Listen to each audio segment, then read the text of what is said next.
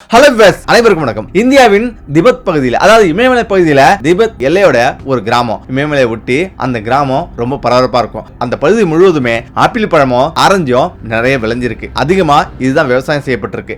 அந்த கிராமத்தை ஒட்டி ஒரு தபா கடை இருக்கு. அந்த கடையில சூப்பும் மட்டன் கறிக்கும் பேர் போனது. அந்த கடையில மக்கள் எப்போதுமே கூட்டம் கூட்டமா குவிவாங்க. அந்த கடையை வச்சு நடத்துற ஒரு பேரு ரகு. ரகு ஒரு வயசானவர். அவருக்கு வயசு 68. அவர் பார்க்கறதுக்கு பழைய உடை அணிஞ்சு கழுத்துல ஒரு துண்டு போட்டுக்கிட்டு வேலை செஞ்சிட்டு இருக்காரு. அவருடைய சின்ன புன்னகை அங்க உள்ள மக்களுக்கு அனைவருக்குமே பிடிச்சிருக்கு. அவருடைய புன்னகையும் அவர் கொடுக்கும் அந்த சூப்பு மட்டனோட டேஸ்டுக்கும் அந்த ஊர் மக்கள் முழுவதுமே அங்க குவிவாங்க. அப்படிதான் அன்று ஏராளமான மக்கள் டேபிள்ல உட்கார்ந்து சாப்பிட்டுக்கிறாங்க. ரொம்ப சுவையா இருக்குன்னு சொல்லி அந்த கடைக்காரரை, அதாவது ரகுவை புகழ்ந்துகிட்டு சாப்பிடுறாங்க. அந்த கடையோட பேரு ரகு தபான்னு பேரும் வச்சிருக்காரு. அந்த கடையில கூட்டம் ஒவ்வொரு நாளைக்கும் அதிகரிச்சுட்டே வருது. புன்னகையோட எல்லோருக்குமே வரவங்களுக்கு கறி அதிகமா எடுத்து கொடுத்துட்டு இருக்காரு. இரவு 6 மணி ஆகுது. ஆனாலும் அபிஷேக் என்ற ஒரு இளைஞர் இருக்கான். அபிஷேக் அந்த பகுதியில மெக்கானிக்கல் கடை வச்சிருக்கான். 2 வீலர் மெக்கானிக்கல் கடை. அந்த கடையில இருந்து ஒரு சிறுவன் வேலை செய்யறான். அவன் பேரு ராஃபி. ராஃபியோட அம்மா இரவு 7 மணிக்கு வராங்க. ராஃபி நேத்துக்கு வீட்டு வரல, ஏன் அவ்வளவு வேலை இருந்ததாப்பா அப்படின்னும் அவங்க கேக்குறாங்க.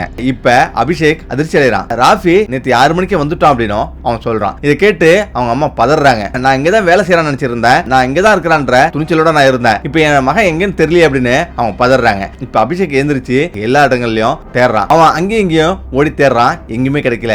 அபிஷேக்கோட அம்மாவும் அவங்களும் தேடுறாங்க.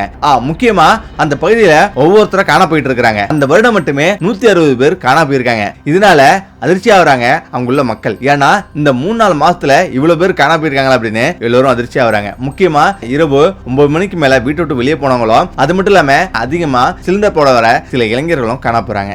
இதனால அங்குள்ள மக்கள் அதிர்ச்சி ஆகுறாங்க. இதுதான் அபிஷேக்க மேலும் அதிர்ச்சி அடைய வைக்குது. ஏன்னா இப்ப இவனும் காண போனது அவனுக்கு பேரதிர்ச்சியா இருக்கு. இப்பதான் அபிஷேக் அந்த தபா கடைக்கு வரான். இப்பதான் ரகுவோட கடைக்கு வந்து ஒரு நிமிஷம் உட்கார்றான். ரொம்ப களைச்சு போயிருக்கான். இந்த இடத்துல ஒரு சூப் வாங்கி சாப்பிடுன்னு, ஒரு மட்டன் வாங்கி சாப்பிடுன்னு அவனும் மட்டன் வாங்கி சாப்பிடுறான். அவன் அதிர்ச்சி ஆகிறான். ஏன்னா மட்டன் ரொம்ப ஸ்ட்ராங்கா இருக்கு, ஆனாலும் மிகவும் சுவையா இருக்கு. அவனுக்கு அவன் மனதுல ஏதோ ஒரு சந்தேகம் வருது. இந்த மாதிரி ஒரு கறியை நம்ம சாப்பிட்டதே இல்லையே அப்படின்னும் அவன் வந்து ஆச்சரியப்படுறான். இரவு 7 மணி ஆகுது. எல்லாரும் கடையை விட்டு போங்க, கடை சாத்த போறோம் அப்படின்னும் அவர் சொல்றாரு. இந்த இடத்துல தான் ராஃபியோட அம்மா தேடிட்டு இருக்காங்க.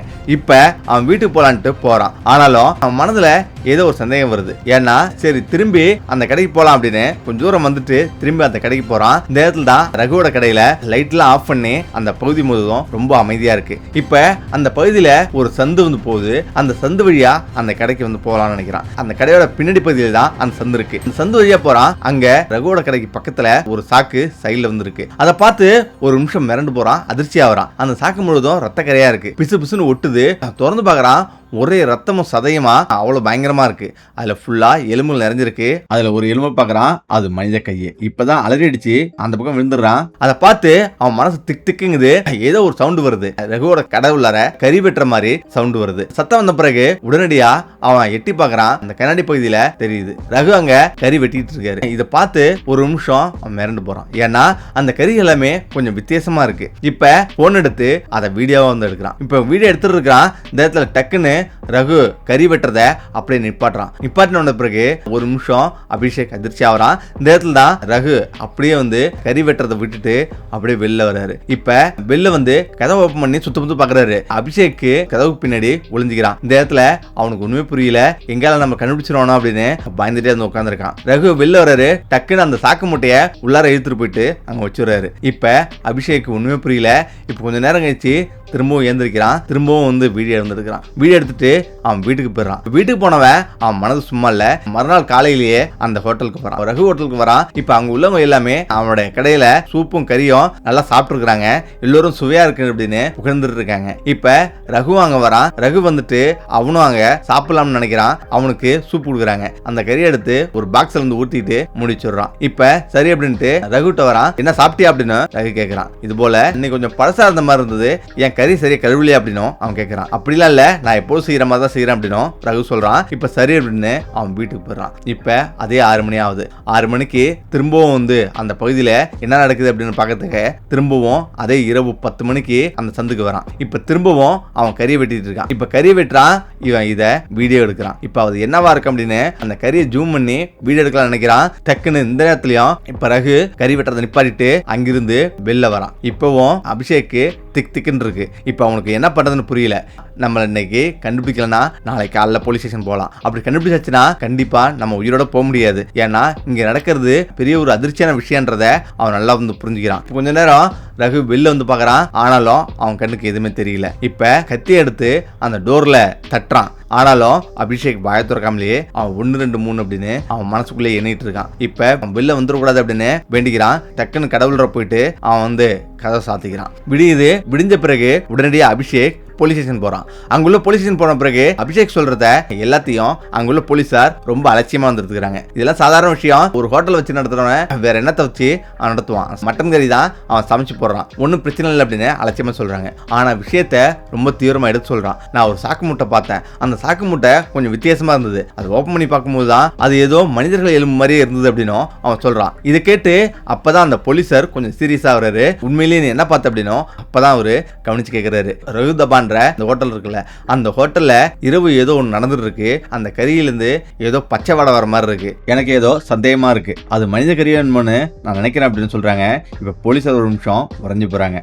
அவன் கொண்டு வந்த அந்த கறியவும் சூப்பையும் இதை உடனே ஆய்வுக்கு அனுப்புங்க அப்படின்னு போலீஸாரும் உத்தரவுறாங்க. அடுத்த நொடியே பரபரப்பாகிறாங்க. இப்ப இரவு போலீஸார் எல்லோருமே அங்கிருந்து கிளம்புறாங்க.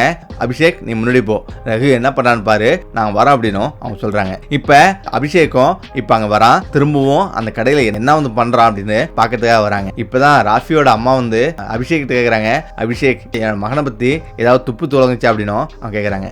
அப்ப அபிஷேக் சொல்றான், இல்லம்மா நானும் தேடிட்டு தான் இருக்கேன் அப்படின்னும் அவன் சொல்றான். இப்ப அவன் கறியெல்லாம் கொதிக்க வச்சிட்டு இருக்கான். அந்த கறியெல்லாம் அவனுடைய மசாலாவில இந்த பகுதி முழுவதும் மசாலா வாடையா திளைச்சி எடுக்குது. அந்த அளவுக்கு அவன் மசாலா அதிகமா வந்து போட்டு எப்படிப்பட்ட விஷயத்தையும் மாத்திடுவான். அந்த அளவுக்கு ரகு வந்து அவனுடைய கைகளை இந்த ஊருக்கே தெரியும். இப்பதான் அவன் என்ன பண்றான்னு பார்த்துட்டு இருந்திருக்கான். அவன் சமைச்சிட்டு இருக்கான். 6 மணி ஆகுது. இப்பதான் அபிஷேக் அவனால வீட்டில் நிம்மதியாக வந்து இருக்க முடியல. இப்போ போலீஸ் எப்போதான் வந்து என்கொயரி பண்ணுவாங்க அப்படின்னு அவன் யோசிச்சுட்டே இருக்கிறான். இரவு 9 மணி ஆகுது. சரி என்னதான் பண்ணுறான் அப்படின்னு நம்ம போய் பார்ப்போன்ட்டு அவன் போகிறான். இரவு 9 மணிக்கு மேலே அந்த பகுதி முழுவதும், அதாவது அங்குள்ள மக்கள் எல்லோருமே கடை விட்டு போயிடுறாங்க. இந்த இடத்துல ரகு வந்து கடையில் இருக்கான். அங்கே ஒரு வேன் ஒன்று வருது. அந்த வேன்ல இருந்து யாரோ 2 பேர் இறங்கி வராங்க. அங்கிருந்து 2 மூட்டைகளை இறக்கி வைக்கிறாங்க. இந்த இடத்துல தான் ரகு ஒரு பண மூட்டையை எடுத்து கொஞ்சம் பணத்தை எண்ணி அவன் கையில கொடுக்குறான். அதாவது இன்னைக்கு நிறைய வந்து எடுத்துட்டு வந்திருக்கீங்க, நாளைக்கு இன்னும் நான் அதிகமா எதிர்பார்க்கிறேன், நல்லா வியாபாரம் ஓடிட்டு இருக்கு, நல்லா கொண்டு வாங்க அப்படின்னும் அவன் சொல்லிட்டு அவன் வச்சுடுறான். இப்ப அவங்க 2 பேரும் தலையாடிட்டு திரும்புறாங்க. அந்த பகுதியில யாரோ ஒளிஞ்சிட்டு இருக்கிறது பாக்குறாங்க. யாரும் அங்க ஒளிஞ்சிட்டு இருக்காங்க, யாருன்னு பாருங்க அப்படின்னும் அவன் சொல்றான். இப்பதான் ரகு நோக்கி அவங்க வந்து ஓடுறாங்க. ஆனாலும் அவன் ஓடிட்டு அதே போல டோருக்கு பின்னாடி ஒளிகிறான். இந்த இடத்துல ரகு கத்தி எடுத்துட்டு அங்க வந்து வரான். அபிஷேக் அங்க வந்து நின்று இருக்கிறான். இப்பதான் ஏய் யாரு நீயா எத்தனை நாளா எங்களை ரகசியமா கண்காணிக்கிற அப்படின்னு அவன் பயங்கரமா கத்தி எடுத்துட்டு நெருங்கிட்டே வரான். இப்ப அவனுக்கு என்ன பண்றதுன்னு புரியல. இப்ப அடுத்த நிமிஷம் போலீஸ் அங்க வந்துடுறாங்க. இப்ப லைட் வந்து எரியுது. எல்லோரும் அசையாதீங்க அப்படியே நில்லுங்க அப்படின்னு போலீஸ் சொல்றாங்க. இந்த இடத்துல ரகுக்கு என்ன பண்றது தெரியல. உடனடியாக கத்தி அங்கேயே போட்டுட்டு அவன் தப்பிக்க நினைக்கிறான், ஓடுறான். இந்த இடத்துல போலீசார் எல்லோருமே இந்த 3 பேரையும் சுத்தி வளைச்சிடுறாங்க. இப்ப போலீசார் உள்ள வராங்க. ரகுவையும் உள்ள கூட்டு வராங்க. இப்ப அபிஷேக் எல்லாத்தையும் அதிர்ச்சியா பாக்குறான். அந்த ஹோட்டலே வித்தியாசமா இருக்குது. எங்க பார்த்தாலும் வெறும் மசாலா பொருட்களும் அதே போல ஃப்ரிட்ஜரும் நிறைய இருக்கு. இப்பதான் அபிஷேக் ஒரு கீழே ஒரு பர்ஸ் ஒன்று கிடக்கு. அந்த பர்ஸ் எடுத்து பார்த்துட்டு இருக்கிறான். அந்த பர்ஸு ராஃபியோடது. ராஃபி நம்ம கடையில இருந்து விளைச்சிட்டு இருந்தான். அவனுடைய பர்ஸ் இங்க கிடக்க, இதுல ஏதோ ஒரு விஷயம் இருக்கு அப்படின்னும் அவன் யோசிக்கிறான். கடவுள்ற போறாங்க. கடவுள்ற ஏதோ ஒரு மோசமான வாசனை வந்து அவங்க பச்சை வாடை வந்து வருது. இப்ப அவங்க உள்ள போய் எல்லாத்தையும் ஓப்பன் பண்ண சொல்றாங்க. இந்த இடத்துல தான் சார் இங்க ஒண்ணுமே இல்லை சார், ஏன் சார் ஓப்பன் பண்ண சொல்றீங்க அப்படின்னும் அவங்க சொல்றாங்க. ஃப்ரிட்ஜரை நான் சொன்னா ஓப்பன் பண்ண அப்படின்னு சொல்றாங்க. அதே போல ஃப்ரிட்ஜரை வந்து ஓப்பன் பண்றாங்க. ஓப்பன் பண்ணா பயங்கர அதிர்ச்சி. ஏன்னா உள்ள அவ்வளோ கறி எல்லாமே பெரிய பெரிய சாக்குல கட்டி போட்டுருக்கு. இப்ப டக்குன்னு அதை பார்த்துட்டே இருக்கிறாங்க. இப்ப ரகு அவங்க கையை உதறிட்டு வேகமா அங்கிருந்து தப்பிச்சு மேலிருந்து குதிச்சு காற்றுள்ள ஓடுறான். அதாவது ஆப்பிள் தோட்டம். அந்த ஆப்பிள் தோட்டத்துல வேகமா புந்து ஓடிட்டு இருக்கான். பின்னாடியே போலீஸ் ஓடுறாங்க. ஆனாலும் அவங்களால முடியல. அதுக்குள்ள அவன் ஓடிடுறான். இப்பதான் அபிஷேகம் பின்னாடியே துரத்திட்டு ஓடுறான். ஆனாலும் ரகு எங்க போனான்னு தெரியல. இப்ப அவங்களுக்கு ஒண்ணுமே புரியல. இப்ப அவங்க ஓடி பாக்குறாங்க. எங்கேயுமே வந்து கிடைக்கல. இங்கதான் எங்கேயாச்சும் இருக்கணும் அப்படின்னு அவங்க வந்து எல்லா இடத்தையும் தேட ஆரம்பிக்கிறாங்க. இப்பதான் இந்த வேன்ல வந்து 2 பேரும் அங்கிருந்து ஓட ஆரம்பிக்கிறாங்க. அவங்க தோத்துட்டு வர்றாங்க. போலீசார் ஓடி வந்து அவனை பிடிக்கிறாங்க. அவன் பயந்துகிட்டு எங்களுக்கு எதுவுமே தெரியாது, எங்களை விட்டுருங்க அப்படின்னு சொல்றாங்க. எதுக்கு ஓடி வந்தீங்க, உண்மையை சொல்லுங்க அப்படின்னு அடிக்கிறாங்க. இப்பதான் அவங்க சொல்றாங்க, எங்களுக்கு எதுவுமே தெரியாது, ரகு ஓடின பிறகு இங்க ஏதோ அசம்பாவிதம் நடந்திருக்கு அப்படின்றதால நாங்களும் ஓடி வந்தோம் அப்படின்னும் அவங்க சொல்றாங்க. இப்ப அந்த வேன் ஓட்டு வந்த 2 பேரிடமும் இந்த சாக்குல என்ன கொண்டு வந்தீங்க, என்ன கறி, உண்மையை சொல்லுங்க அப்படின்னு அவங்க 2 பேத்தையும் அடிக்கிறாங்க. அவங்க 2 பேர் சொல்றாங்க, இந்த குடிசையில இருந்து எங்களுக்கு கறி வந்து கொடுப்பாங்க, அதை நாங்க வந்து இறக்குவோம் அப்படின்னும் அவன் சொல்றான். அதை கொடுக்கறதும் ரகுதான் அப்படின்னும் அவங்க சொல்றாங்க. இப்ப அவங்களை அப்படியே விட்டுட்டு மத்த போலீசார் எல்லாமே ரகுவை தேடி வர்றாங்க. எல்லா பகுதியிலும் தேடுறாங்க. இப்ப அங்க ஒரு பெரிய குளம் இருக்கு. அந்த குளத்தை வந்து லைட் அடிச்சு பாக்குறாங்க. அந்த குளம் முழுவதும் வெறும் முதலையா வந்து இருக்குது. சரி, இன்னைக்கு நம்ம போலாம், நாளைக்கு திரும்ப வரலாம் அப்படின்னு அவங்க யோசிக்கிறாங்க. சரி அப்படின்னு அவங்க போயிடுறாங்க. இப்ப மறுநாள் விடியுது. மறுநாள் இப்பதான் ரகு கொண்டு வந்த கறியும் அந்த மூடையில் உள்ள கறிகளும் என்னன்னு ஆய்வு முடிய சொல்றாங்க.